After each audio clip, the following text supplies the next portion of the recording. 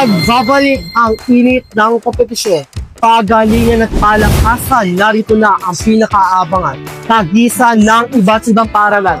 Lahat magtatasyo sa iisang laban. Umaaranghara si Cozen McCarthy para sa Sinagbalita.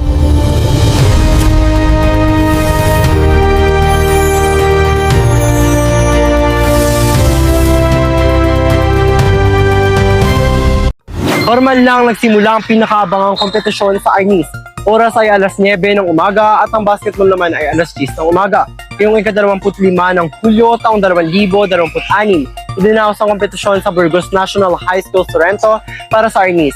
Habang sa Mangga naman, ginanap ang laban sa basketball kung saan nagtipon ang mga atleta mula sa iba't ibang paaralan.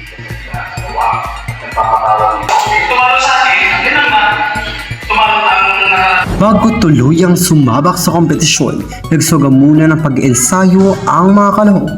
Ngunit bakit nga ba mahalaga ang pag-ensayo? Alamin natin.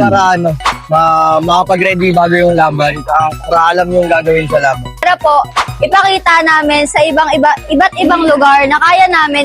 Napakita lamang nito na ang pag-ensayo ang nagsisilbing susi sa kandaan at paghubog ng kakayahan ng bawat atleta bago sumabak sa kompetisyon.